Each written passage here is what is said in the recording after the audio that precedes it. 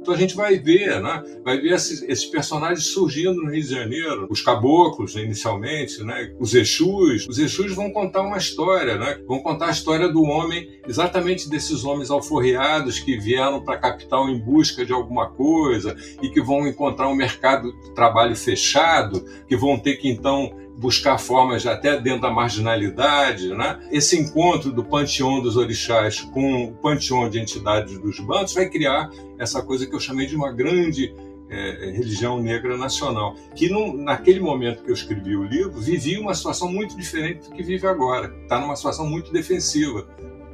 Tia Seata e a Pequena África no Rio de Janeiro, publicado no início dos anos 80, se tornou um dos livros pioneiros a olhar para as raízes africanas da cultura popular carioca e brasileira. A obra, relançada agora em uma edição revista e atualizada, reconstitui as condições de vida de africanos escravizados e negros libertos na antiga capital, especialmente a comunidade de baianos da cidade. Uma vida subalterna que vai da brutalização à extrema vitalidade, escreve o autor, o cineasta Roberto Moura, e que ganha coesão com a capoeira, o candomblé e o samba, expressões culturais que se tornaram bases da ideia de brasilidade. No episódio de hoje, Roberto discute esse cenário e apresenta a trajetória de Seata, filha de Oxum, rainha do carnaval e do samba, e dona de uma casa na Praça 11 que abriga as festas mais importantes da comunidade e se torna o celeiro de uma geração de músicos como Pixinguinha, Donga e João da Baiana. Eu sou Eduardo Sombini e este é o Ilustríssima Conversa.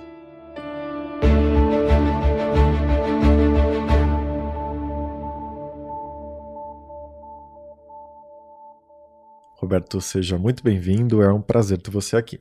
Prazer é meu. Bom conversar com você. Bom, a nova edição do seu livro começa com uma nota, né, em que você conta o que te levou a se interessar pelos temas que você discute, que você pesquisou, não é? E as circunstâncias em que o livro foi produzido no começo dos anos 80. Para a gente começar, você pode contar esse percurso, né, e o espírito que ele deu ao seu livro? O meu trabalho é muito ligado a cinema, a coisa que eu me vinculei desde cedo, né? E, como eu digo na introdução, na verdade, muitos livros são produzidos porque alguém procura um livro que não existe, né? E eu, na verdade, estava muito interessado na questão dos negros no Brasil e procurava referências, procurava informações sobre música, que é outra coisa também que me toca muito. Eu tinha chegado numa experiência nos Estados Unidos, que eu tinha ficado muito impressionado com a comunidade negra, principalmente por causa do jazz e daquele momento que acontecia uma invasão de ingleses falando igual a negros do sul dos Estados Unidos, os Beatles, os Rolling Stones. Isso me repercutiu na minha compreensão da situação dos negros no país, e eu cheguei muito impressionado com isso.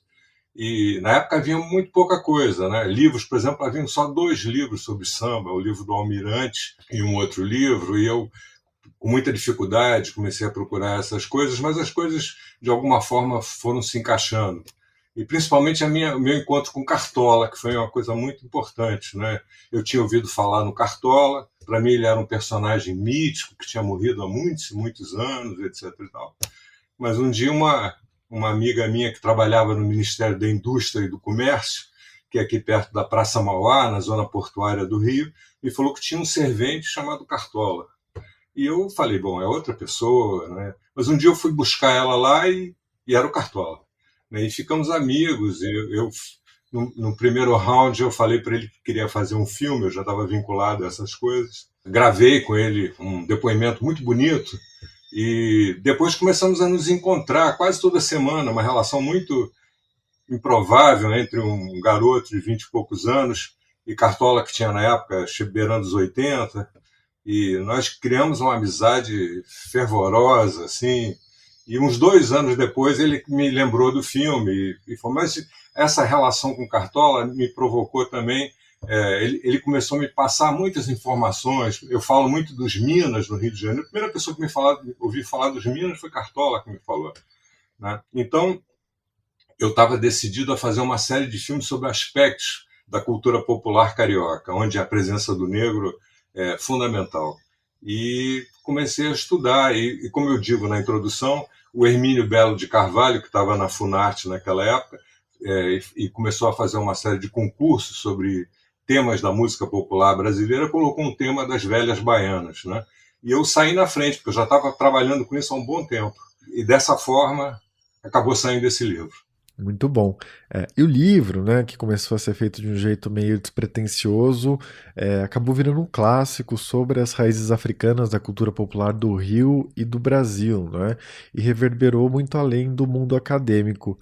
Você lembra, no final do livro, que ele foi usado, né, no processo que pedia a demarcação de um território quilombola na Pedra do Sal, na zona portuária, e eu tenho a impressão que ele foi muito lido e influenciou muito o movimento negro. Como você pensa, né, olhando para trás, essas décadas desde que o livro foi publicado pela primeira vez, né, a recepção que ele teve e esse diálogo, né, com os militantes do movimento negro? Esse livro ele repercutiu muito, ele foi, de uma certa forma, um livro pioneiro no sentido da elaboração de uma história popular do Rio de Janeiro, né, que havia muito pouca informação sobre isso, como eu disse, as informações que eu estava buscando. E o livro repercutiu de uma forma surpreendente para mim, né? Esse livro, talvez em todas as coisas que eu fiz, os filmes, os livros, tenha sido a coisa que me deu o maior retorno. Eu diria que quase esses muitos anos que já se passaram, é difícil passar um tempo sem que alguém me procure para falar alguma coisa a respeito desse livro. Eu tenho muito carinho para esse trabalho. Teve esse impacto na comunidade negra e nas lideranças, e repercutiu na zona portuária, etc. e tal, mas ele também repercutiu muito no trabalho dos historiadores. Então, muitas pessoas, muitos historiadores profissionais, ao contrário que eu era um curioso, um interessado, uma pessoa que era sensível àquilo, eles começaram a produzir várias coisas, né? Um trabalho de muito boa qualidade, né? E trabalhos muito específicos, localizados em alguma coisa, um mercado onde existiam notações, as notações do sistema carcerário, a partir disso, informações organizadas, sistematizadas, matematizadas, em percentuais e uma série de coisas, né? Me deu vontade de dialogar com esses livros, com o tempo passando, né? E me deu vontade, inclusive, de não, como eu não sou um historiador, né, eu tenho esse direito de especular, de fantasiar até com as coisas, né? Então eu queria voltar a discutir assuntos gerais, grandes questões, né? O meu livro começa com a abolição e com a República. Depois eu recuo para Salvador, retorno ao século XIX, para falar da migração dos baianos para o Rio. E eu senti a falta de um capítulo que falasse do Rio no século XIX também. Então, essa era uma das minhas maiores urgências. E nesse capítulo eu queria tratar de coisas que eu não tinha trabalhado antes, como a questão da capoeira no Rio de Janeiro, que acontece de uma certa forma paralelamente à capoeira baiana, a questão da Guerra do Paraguai, que é um verdadeiro divisor de águas na situação do negro no Rio de Janeiro, né? Eu queria arredondar questões que eu apenas esboçava, que de alguma forma eu amadureci mais com essa distância. Eu não sou militante, eu não faço parte de nenhum candomblé, eu não sou capoeirista, mas essa minha distância eu acho também interessante, essa minha posição de ser uma pessoa diversa, mas com grande interesse, com grande carinho, e eu acho que é fundamental. A minha ideia era exatamente isso, escrever esse livro para leitores jovens, né, na época para a minha geração, e agora para os leitores jovens, para pessoas que não apenas querem fazer filmes sobre o Rio, mas querem viver na cidade, né? Eu acho que tem informações que são relevantes, né? E você falando da questão da zona portuária, você vê como eu avanço, vou do século XIX para o século XX, e o livro vai até mais ou menos a década de 30, mas na minha conclusão eu pulo abruptamente para o contemporâneo, porque essa situação da zona portuária me sensibiliza profundamente. Eles estão vivendo momentos extremamente difíceis, mas também que poderiam ser momentos extremamente promissores, né? Então eu me debrucei, aproveitei essa reedição para retomar uma série de contatos que eu tenho na zona portuária, conversar com muita gente e produzir essa conclusão que me aproxima agora do momento que está sendo vivido lá, quando, de uma certa forma, existe um conflito entre uma situação que ganhou esse título de Pequena África e um projeto que tem o título do Porto Maravilha, né? Uma série de projetos de modernização, de ressignificação da zona portuária, e me parece que esses projetos são promissores desde que se respeite os moradores da zona portuária e suas tradições. Então, essa conclusão vai nesse sentido. E eu consegui, então, publicar essa terceira edição, todavia, de uma certa forma, chegou no momento exato, né? Eu, como sempre, fico trabalhando em muitas coisas, e de repente tive esse convite interessantíssimo, e eis o livro pronto. Ótimo. Eu queria te pedir para falar mais sobre a zona portuária, o Porto Maravilha, né? Mas um pouco mais para frente, porque agora eu queria dar um passo atrás, né? Você citou os Minas, né? Como o Cartola está por trás dessa sua descoberta. Esse é um traço muito particular do seu livro, né? Muitas vezes a gente trata, por completa ignorância, né, dos negros, dos africanos, não é? Como se fosse uma massa homogênea, sem entender as muitas nações, as particularidades, as clivagens, etc. Não é?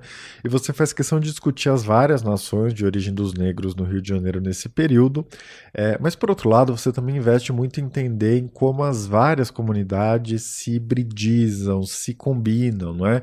E criam algo completamente novo no Brasil todo, em específico no Rio de Janeiro.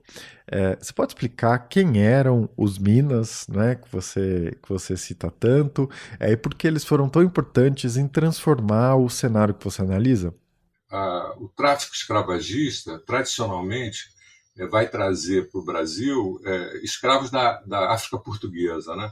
Angola, Moçambique, etc. Até um certo momento, a gente vai ter, então, esses povos que a gente, genericamente, né, já que é muito difícil traçar com muita precisão esses povos que foram capturados e depois escravizados e trazidos para o Brasil, então a gente chama eles genericamente, a partir de troncos linguísticos comuns, de negros bantus. Então esses negros bantus eram os escravos que estavam no Brasil, tanto em Salvador como no Rio de Janeiro. Mas depois, por uma mudança do tráfico escravagista, da própria situação interna da África, começam a chegar negros vindos de outras partes, né? Quer dizer, que vêm de onde seria hoje, de onde é hoje a Nigéria, o Daomé, povos chamados Yorubá, né? No Brasil também são chamados de Nagôs, né? Esses nomes são também bastante discutíveis, eu tento falar disso no livro, né? Muitas vezes esses nomes foram dados pelos próprios traficantes, né? Porque, por exemplo, os Minas era porque era a costa da mina, né? Onde os principais portos onde os escravos eram exportados. Os genéricos iorubás, na verdade, não era bem um genérico na África, mas vai se tornar pela proeminência desse grupo, né? A cidade de Oió. Eu tento também esboçar uma pequena história daquele momento da situação africana. Esses negros que vêm para o Brasil, a partir de um certo momento de outra procedência, inicialmente eles vêm só para o Nordeste, né? De Salvador indo até o Maranhão, não vêm para o Rio. O tráfico continua com predominância de bantus para o Rio de Janeiro, mas esses negros que vão para Salvador, eles vão se beneficiar de uma série de coisas, se eu posso chamar isso de benefício, mas naquele momento a política colonial, já que os diversos negros vindos de diversas partes começavam a ganhar um nexo comum, se percebendo como escravos, né, o sistema escravagista resolve dividi-los, ressaltando as identidades de nação. Esses negros iorubás que vêm para cá, eles vão muitas vezes ficar nas mesmas senzalas, ficar nas mesmas áreas urbanas. Esses negros iorubás, na verdade, eles são prisioneiros de uma guerra em que as duas partes fornecem escravos, tanto os iorubás como os negros islamizados, que naquele momento acontecia como uma espécie de uma cruzada islâmica que subia a África, né? Então, esses negros iorubás e seus adversários, né, pouco a pouco vão estabelecer também relações de proximidade e vão identificar propósitos, né? E vão acontecer em Salvador também revoltas negras de grande proporção, né? A segunda delas praticamente toma Salvador, né? E isso gera um temor enorme, vai gerar também legislações municipais muito duras com os negros. Isso vai suscitar, então, uma lenta mobilização de negros que viajam para o Rio de Janeiro, para a capital, em busca de novas possibilidades, novos destinos. E se eles eram chamados de Minas, Nagôs ou Iorubás, esse nome Minas vai ser preservado no Rio de Janeiro, por alguma forma, né? Então, esses negros iorubás que vêm para cá, inicialmente vão se constituir uma pequena parte, porque os cativos no Rio de Janeiro eram principalmente bantos. Esses caras vão ter uma relevância, né? Vão chegar aqui como alforriados, né? Com ofícios urbanos, com alguma poupança, uma tentativa de se organizar, de receber os que chegavam pouco a pouco da Bahia e eram esperados, né? Então, esses caras vão ter uma importância muito grande no Rio de Janeiro. Quando eu estava pesquisando, né, no início do projeto, lá nos anos 80, eu tive esse saque, eu percebi a importância dessa comunidade, inclusive a gente podia chamar até de uma pequena aristocracia popular, né? Inicialmente muito fechada, e depois ela pouco a pouco vai se abrindo para os outros negros e para o meio popular carioca, e eu percebi a importância desses caras a partir de alguns personagens fundamentais que existem hoje na história da cidade. Percebi que Seata podia ser um personagem emblemático para a gente começar a perceber, fazer uma reflexão que, por um lado, eu trabalhava com um aspecto específico, um grupo específico, e, por outro lado, eu trabalhava com um aspecto mais amplo da situação das classes populares no pós-abolição no Rio de Janeiro. Com certeza. E uma das coisas que chama atenção é que existia o que hoje a gente chamaria de protagonismo feminino nesse grupo, né?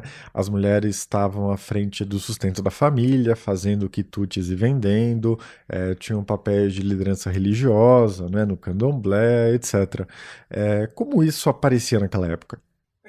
As mulheres vão ganhar uma importância muito grande a partir também da repressão mais direcionada aos homens, né? Quer dizer, a própria prole, né, que ficava com a mulher, enquanto o homem muitas vezes era afastado, era vendido, né? A situação das mulheres dentro do candomblé, quando as lideranças supostamente na África eram lideranças masculinas, aqui no Brasil os grandes terreiros, os 3 principais terreiros, que são, de uma certa forma, um centro matricial de toda a religião negra no Brasil, a Casa Branca, o Axé do Apofonjá, o Gantuá, são liderados por mulheres, né? Então, essa tradição, essa presença da mulher negra é fundamental. E essa presença vai ter como uma figura emblemática na Tia Seata, né? Seata era um personagem importantíssimo, né? Pouco a pouco fui percebendo, a partir, né, de pesquisando nos cantos dos livros, né, o que tinha, pouco a pouco. Depois, eu percebendo a importância de Seata, eu tive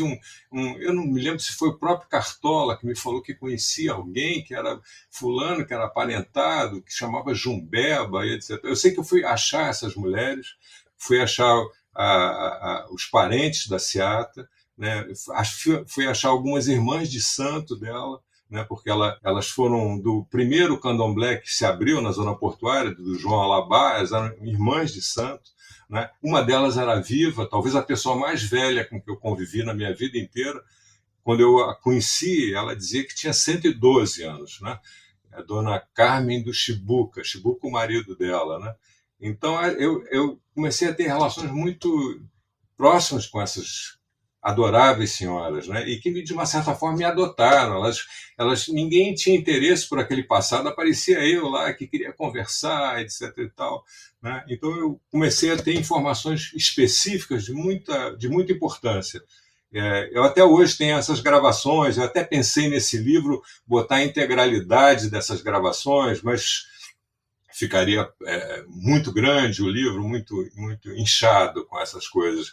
Mas essas transcrições são muito bonitas, né? E a partir delas eu comecei, então, a estruturar essa ideia, né? Uma ideia também que vai para o lado da música, a partir da figura gigantesca de Pixinguinha, que era também um Mina, né? Um descendente dos Minas, que vai ter essa percepção, que vai fazer essa transição da cultura popular para a indústria de diversões, né? Um músico que vai tocar nos primeiros cinemas, que depois, surpreendentemente, se vê em Paris com os 8 Batutas, né? Um personagem crucial da vida moderna, da cultura brasileira, né? Então, eu comecei a juntar essas coisas, né? E, pouco a pouco, essas coisas se estruturaram, né, de uma forma que me permitiu escrever esse livro e depois, no momento seguinte, fazer um filme também, um filme bastante diverso da expectativa de muita gente. Eu me lembro que eu fui convidado para um congresso de historiadores que tinha gostado do meu livro e queria ver o filme. E eu sou um cara o cinema me possui antes da história. Então eu fiz um filme extremamente experimental. Eu faço parte de um grupo que a gente até chama isso, né, do cinema de invenção, do cinema experimental carioca, né? Nós nos expressávamos mais a partir de curtas-metragens, né, porque os filmes de grande custo estavam completamente fechados para uma experimentação da linguagem, da temática. Então, eu organizei esse filme em torno da revolta da vacina, em 1904. E é um filme bastante fragmentário, que eu organizo a partir de charges dos jornais da época. Eu reproduzo, é um documentário que utiliza atores, né, é um filme com uma linguagem muito aberta, e a partir dessas charges que eu trabalho com os atores, o filme se estrutura em torno dos acontecimentos que antecedem a revolta da vacina, né? O cinema sempre é importante. Agora mesmo, né, que eu estou passando por esse momento que eu estou chamando de uma espécie de um acerto de contas com o passado, uma coisa que eu tinha começado antes da pandemia e que eu, de uma certa forma, até um certo ponto eu terminei agora, em que eu recuperei boa parte dos meus filmes, né? Eu recuperei 10 filmes, mais da metade dos filmes que eu fiz, e recuperei também um longa-metragem que eu tinha filmado nos anos 90 e que tem a peculiaridade de ter sido o último filme do Grande Otelo. Então, estou lançando também esse filme Catarse, estou lançando o livro e estou lançando esse filme. E o Otelo conduz o filme também para a Pequena África. Os trabalhos têm muita proximidade. Eu tive muita sorte, né, de ter encontrado algumas pessoas fundamentais, né, que foram figuras quase que tutelares para mim, como Cartola, como Otelo, né, personagens que me conduziram e me fizeram mais e mais ter apreço e interesse pela questão do negro no Brasil. Muito bom, muito bom. Roberto, você citou o candomblé, não é, como uma das bases da comunidade baiana no Rio de Janeiro, da cultura negra em geral, ao lado do samba, das festas, do carnaval, e a Tia Seata se tornou uma instituição disso tudo, né? Você pode falar mais sobre o que você descobriu sobre ela, né?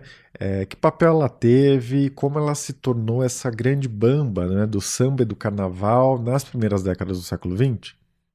Aconteceram uma série de coisas, né? Porque ela era uma pessoa que tinha sido feita no santo ainda em Salvador, né? Quando ela vem para o Rio, ela vai se integrar nesse primeiro candomblé que tinha sido aberto na zona portuária por João Alabá, né? E ela se casa também com um baiano, tinha um posto no funcionalismo público, especificamente na polícia, né? Eles vão pegar a situação do bota abaixo, né, a reforma da cidade, que vai empurrar muito dos negros que moravam do centro, e principalmente essa comunidade, essa diáspora baiana da zona portuária, vai empurrar para cima, para o que a gente vai chamar aqui da Cidade Nova, né, que tinha sua capital na Praça 11 de Julho, na praça que foi destruída para a construção da Avenida Presidente Vargas. Hoje, bem do lado da Sapucaí, né? Exatamente, onde está. Quer dizer, a lembrança do samba ficou na Sapucaí, que é perto de onde foi a Praça 11, né? E essa situação do marido dela criava uma certa inviolabilidade, entendeu? No momento que havia muita perseguição, principalmente a reuniões entre os negros, né? Eles eram muito visados pela polícia, mas ele não era um policial, ele era um burocrata da polícia, né? Isso dava à casa dele uma garantia. E ela, então, começa a utilizar isso como uma possibilidade de reuniões, não só reuniões festivas, né, como religiosas, né? Ali vai se tornar um lugar fundamental, um lugar de extrema importância. E ela, pouco a pouco, vai ganhando uma posição de grande importância dentro do terreiro, né? Ela vai ser a mãe pequena, ou seja, depois de João Alabá era ela, era a segunda pessoa no terreiro. E ela vai ser também a Shogun, que é um posto que está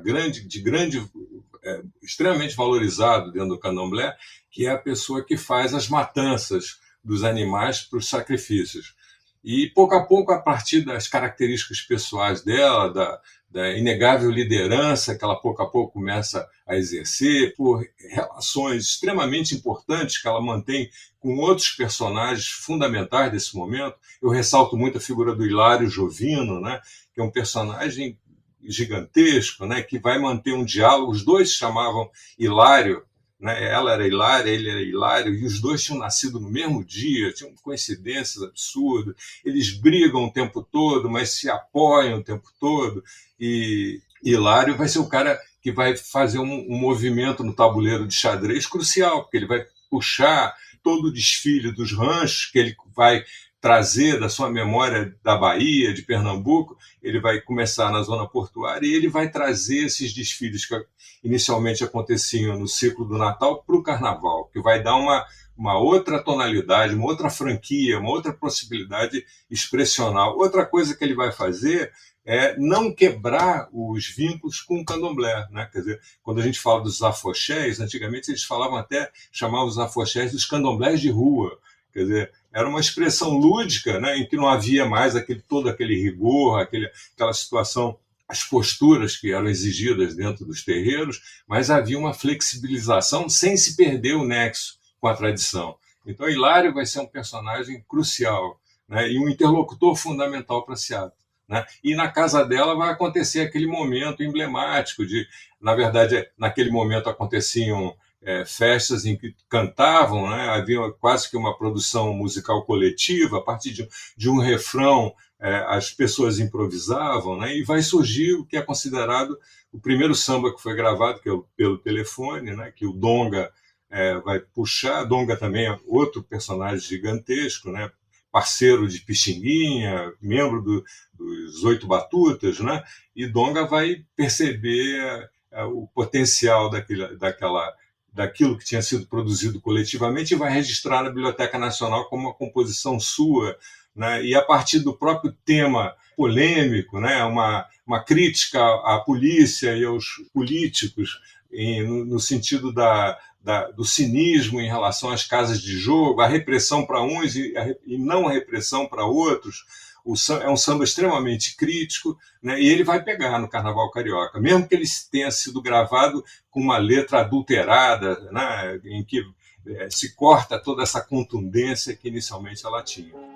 O chefe da folia pelo telefone manda me avisar que com alegria não se questione para se brincar. Ai, ai, ai, é deixar mágoas pra trás, oh rapaz. Ai, ai, ai. Então, Seata é um personagem gigantesco, né? E quando ela morre no final da década de 20 é o fim de uma época. Com certeza. E o período em que ela morre corresponde a uma passagem, não é? Essa ideia de uma produção cultural mais orgânica, mais enraizada na comunidade, que em um primeiro momento se aproxima da indústria das diversões, não é? Como você chama, e vai desaguar na indústria cultural de massas, não é? Com o rádio que ganha força absoluta nos anos 30. Você discute essa tensão, né, entre uma forma coletiva de produção cultural, por exemplo, todo mundo na casa da Seata, né, tocando junto, cantando junto, versus um sistema de produção industrial de música. Como você olha para essa transição? Isso é uma coisa, quase a intimidade da vida cultural do Rio de Janeiro. Quer dizer, você vê num momento em que existe uma roda, em que todas as pessoas estavam aparelhadas para fazer versos e improvisarem ritmicamente, cantando, né? E outra coisa é uma pessoa ouvindo no rádio, aquela coisa que vem pronta, né? Que ele não necessariamente sabia cantar, ele podia até ficar extremamente sensibilizado, gostar daquilo, né?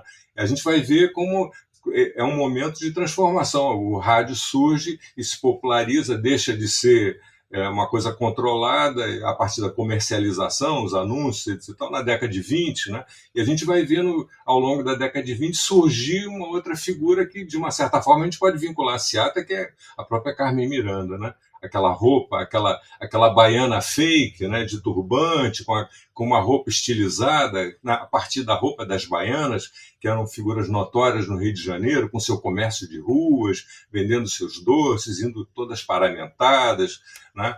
E a gente vai ver essa coisa avançando rapidamente. A partir disso, a questão do samba se tornando uma música quase identitária do Rio de Janeiro e do próprio país, né? A enorme popularidade disso e o interesse até dos americanos, que vão levar a Carmen Miranda para Broadway e depois para Hollywood, né? Onde, a partir desse personagem que ela estiliza, ela vai fazer um sucesso internacional, ela chega a ser o ator mais bem pago de Hollywood, quer dizer, uma coisa completamente surpreendente, extraordinária, né, que vai marcar esse momento, né, de apropriação de vários veios, né, da cultura popular, países, né, a partir da invasão da indústria cultural, dos filmes, dos discos, mas que em alguns países a sua produção musical se impõe, né? O invasor tem que aceitar que ele pode trazer os foxtrots dele, etc. Mas ele vai fazer dinheiro mesmo gravando os sambas, né? E a gente vai ver também a figura importantíssima de Pixinguinha, que não era exatamente um sambista, né? Era um cara que tinha muito mais a ver com choro, eu diria até com jazz, né? Como ele encontra os jazzistas em Paris, onde os jazzistas passam para ele os segredos do saxofone, ele antes tocava apenas flauta, né? Mas como ele, depois que existe essa pressão e existe essa possibilidade de trabalho que surge a partir do rádio e das gravações, como ele vai se tornar uma figura estratégica como arranjador e maestro das gravações fundamentais dos primeiros sambas no rádio brasileiro. O culpado disto tudo é o marido da agora. A mulher anda na rua com as canelas de fora. Gavião tomando cheiro, vem descendo sem demora. Garra a mulher pelo bico, bate asa e vai-se embora. Sem dúvida. Roberto, me chamou muito a atenção, né, essa história do marido da Seata, que consegue um cargo na polícia, né, e que por isso ela tem uma certa blindagem do assédio da polícia. Ou seja, embora houvesse perseguição, né, também existiam formas de contornar isso, lidar com isso. Também me chamou a atenção um trecho, né, em que você diz que essas festas eram majoritariamente ocupadas, né, pelos baianos, pelos negros, por gente da comunidade, mas que também tinham brancos, né, que alguém chamou de os doutores gente boa, né, que participavam dessas festas. Isso me fez pensar nessa ideia de que, embora tão desigual, né, embora o Brasil conserve tantas heranças da escravidão, sempre houve algum tipo de permeabilidade, né, uns vasos comunicantes entre o universo das elites e o universo popular. E nessa linha, você diz que na diáspora africana do Rio, não é, os brancos não costumavam ser vistos como os algozes diretos, né, os responsáveis pela escravidão, mas muitas vezes eles apareciam como potenciais aliados, né? Os jornalistas, a elite ilustrada que tinha curiosidade pela religiosidade dos negros, né, etc. O que isso diz da nossa formação cultural, né? Você concorda com aquela tese de que a cultura popular brasileira acabou funcionando como uma válvula de escape, né? Que ela consegue processar os conflitos sociais, né, sem violência, criando algum tipo de coesão nacional? A gente tem uma peculiaridade, né? Isso que você falou é extremamente peculiar. Se você for ver dos Estados Unidos, né, onde eu também me interessei muito sobre a questão dos negros, a partir da minha vivência lá, né, você vai ver, por exemplo, as grandes cidades americanas, né, que vão ter um bairro de operários negros e do lado um bairro de operários brancos, completamente segregados, afastados. Isso não existe aqui, né? Desde as favelas, né, a gente fala da primeira favela, os soldados estropiados que chegaram de Canudos, que deram para eles aqueles terreninhos verticais, pode ficar ali, etc. Né? Quer dizer, o subúrbio carioca, a zona portuária, eles eram ocupados por pessoas que vinham de todas as partes, né? Muitos estrangeiros, inclusive, porque o sistema internacional estava expurgando, né, estados superpopulosos, com uma série de crises sociais, né? E então vinham muitos portugueses, vinham espanhóis, vinham italianos, esses caras vão conviver com os negros e eventualmente vão ter filhos, vão ter relações amorosas, afetivas, vão ter conflitos também, né? Isso é a experiência carioca. Eu estou lendo até um livro agora que o cara fala sobre uma cidade porosa. Essa relação não se dá de uma forma tão chapada, tão dura, né, tão conflituada como se deu nos Estados Unidos. Agora, isso também não resolve os problemas. A gente está vivendo num país que mantém níveis de injustiça, de desigualdade totalmente absurdas, né? Então, a gente está vendo que isso não é também a solução, isso não resolveu, mas criou possibilidades. Eu acredito nisso. né? Criou possibilidades, né? Muita gente se irmanou e muita gente está junto e percebe os problemas e quer resolvê-los, né? E eu acho que a experiência dos baianos, em que num primeiro momento, até defensivamente, eles tinham que ficar muito juntos e tinham que ser bastante reticentes em suas aberturas, tanto para os outros negros como para as elites, ou para pessoas das classes médias, para intelectuais. O papel dos jornalistas, por exemplo, é fundamental, né? Quer dizer, esses caras que vão lá, que vão fuçar isso, que tem uma coisa muito interessante acontecendo ali, que é musicalmente interessante, etc. Quer dizer, isso tudo faz parte dessa experiência carioca que, de uma certa forma, ganhou uma dimensão nacional. O Rio de Janeiro, ainda de alguma forma, né? Outro dia eu estava vendo o debate dos candidatos paulistas e um deles falou para o outro: mas você quer o quê? Que o São Paulo vire o Rio de Janeiro? Eu fiquei chocado com isso. Mas, enfim, né? Nossos irmãos paulistas, né? Então, mas existe uma porta aberta, é verdade, tem uma porta aberta aí. Né? E tem uma densa tradição, né? Existe uma experiência cultural, uma experiência de convívio, né? Que para mim, é uma coisa fundamental. E essa porosidade aparece também na religião, né? Tem um cruzamento, uma hibridação, né? A tendência não de se isolar, mas de incorporar outros mitos, outros rituais, né? E com isso conseguir expandir o número de fiéis.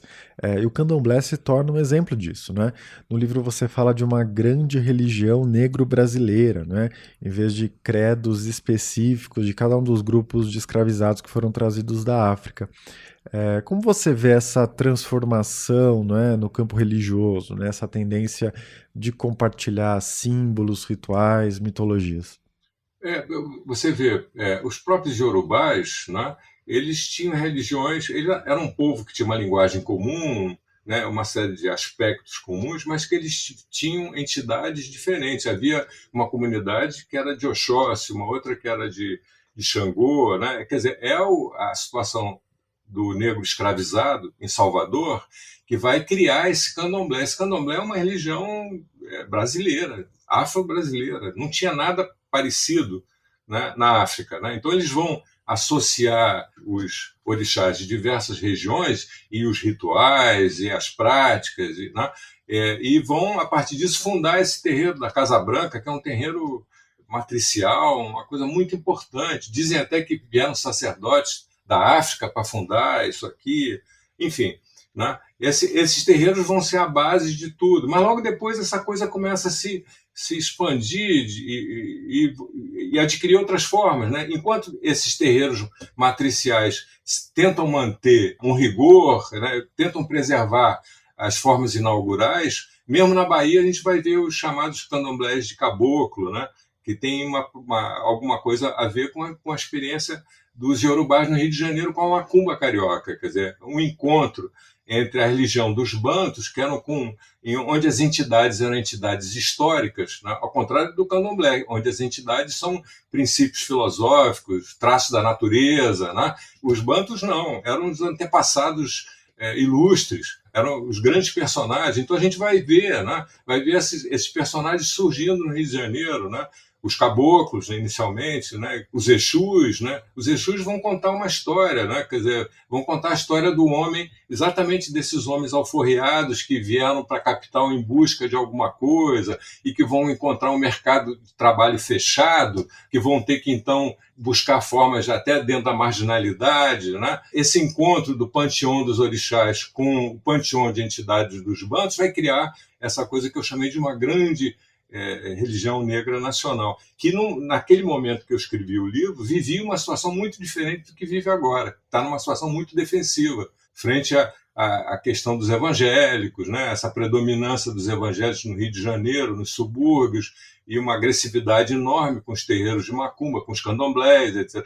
Naquele momento, não. Quando eu tinha 20 e poucos anos, havia até um modismo, né? Quando eu faço um filme que eu chamei depois Sai Dessa Exu, né, um dos meus primeiros filmes, porque a figura do Exu era uma figura crucial naquele momento, né, e eu faço um filme sobre um terreiro que existe aqui numa favela em Botafogo, chamado Morro de Dona Marta.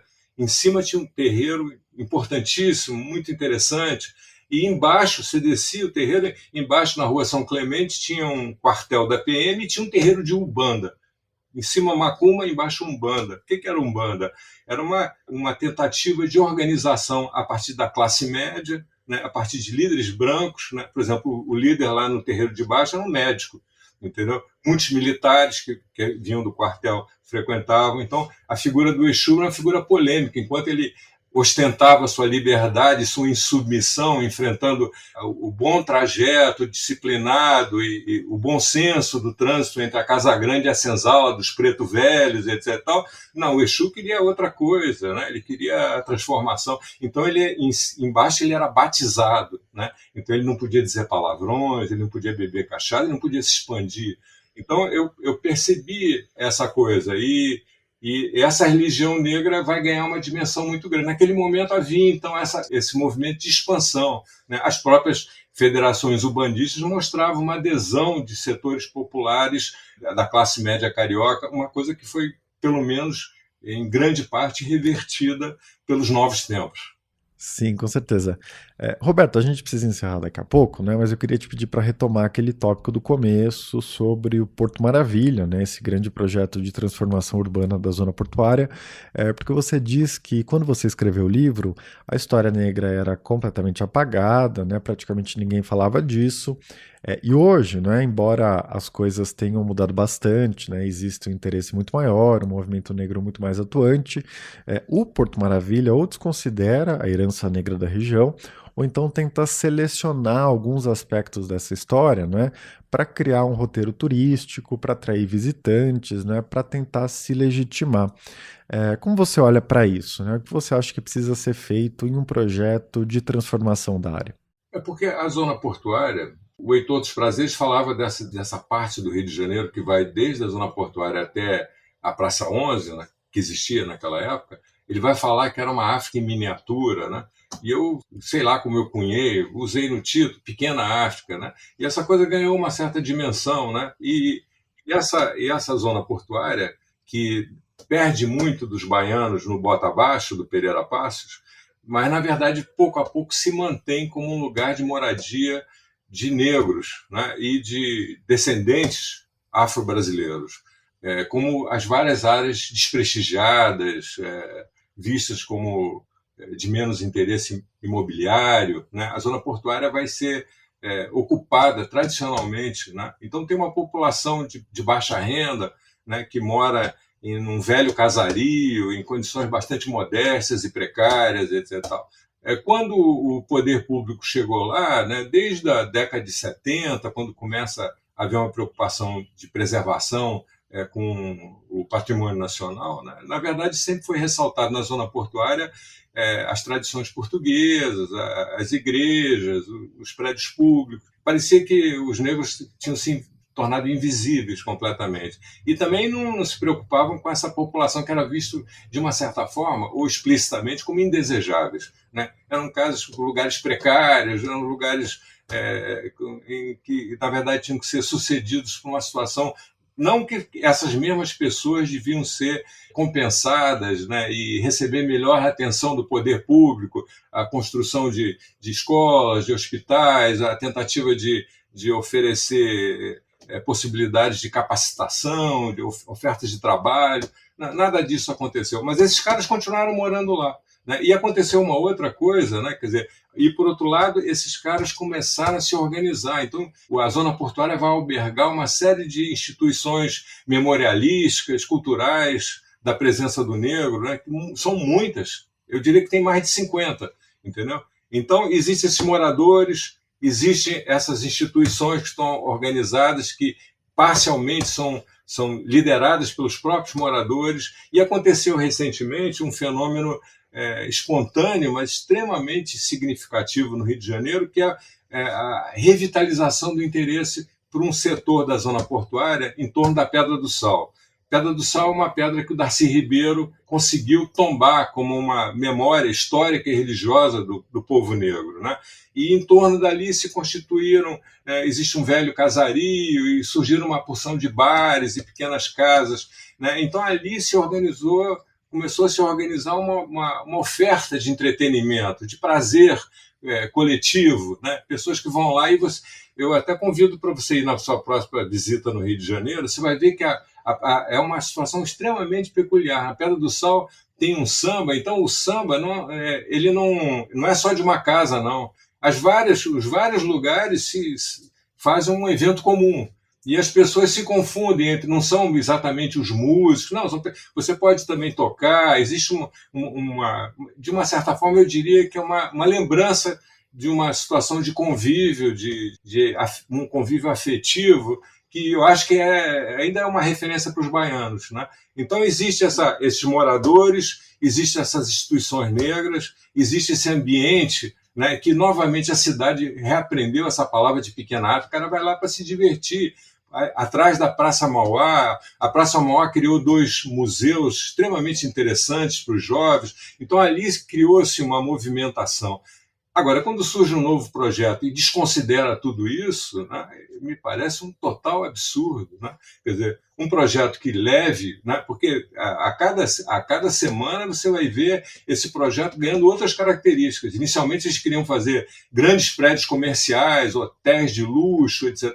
A coisa foi até um certo ponto, mas os prédios foram interrompidos, a coisa não deu muito certo, né? Agora o Paes, quando voltou à prefeitura, tentou revitalizar o projeto, mas ele ainda não olhou para o povo negro que está lá. E eu acho que isso poderia se associar aos 2 projetos. Essas pessoas precisam de trabalho. A zona portuária tem um enorme casario que podia se utilizar como habitações coletivas. A zona portuária poderia se tornar um lugar emblemático, quase que exemplar, de uma tentativa de revitalização dessa velha capital que está vivendo esse momento tão difícil, né? Então, acho que isso tinha que ser considerado, uma vivência, uma coisa que surgiu ali através da tradição e a partir do esforço individual de muitas pessoas, né? E de um convívio e de uma relação que sai de nexos muito particulares, de origens culturais, precisa por uma postura mais abrangente, uma interação e uma abertura para toda a cidade. Então, eu acho que isso tinha que ser considerado. Está havendo algum equívoco. E eu diria, acho que eu falo até isso na conclusão, que os orixás não vão abençoar nenhum projeto se o povo negro da área não for considerado. Bom, para recapitular, o Roberto Moura é autor de Tia Ciata e a Pequena África no Rio de Janeiro, publicado originalmente em 83 e relançado agora pela Todavia em uma edição revista e atualizada. Roberto, muito obrigado pela sua participação, foi um prazer enorme conversar com você. Prazer meu. Esse episódio inclui as canções Gavião Calçudo, composição de 1929 de Pixinguinha em parceria com Cícero de Almeida, interpretada por Almirante, e Pelo Telefone, gravado em 1916 por Manuel Pedro dos Santos e coro. O título do livro que o Roberto citou mais cedo é Cidade Porosa, 2 séculos de História Cultural do Rio de Janeiro, de Bruno Carvalho. Eu queria recomendar a conversa que eu tive em agosto com o Wagner Gonçalves da Silva, professor de antropologia da USP e autor de um livro sobre Exu. Ele falou sobre as mitologias que cercam Exu e o papel civilizatório das religiões afro-brasileiras na história do país. Tem muitos paralelos com o que o Roberto fala. Este foi a Ilustríssima Conversa. Eu sou Eduardo Sombini e a edição de som foi feita pelo Rafael Conkle. Se você tiver comentários, críticas ou sugestões, fica à vontade para me escrever. Pode ser pelo Twitter ou pelo Instagram ou pelo meu e-mail eduardo.sombini@grupofolha.com.br. Eu também deixo o convite para você avaliar a gente no Spotify, no Apple Podcasts ou no seu tocador preferido e também indicar esse ou algum outro episódio para alguma pessoa que ainda não conhece o Ilustríssima Conversa. A gente se vê daqui a 2 semanas. Até lá!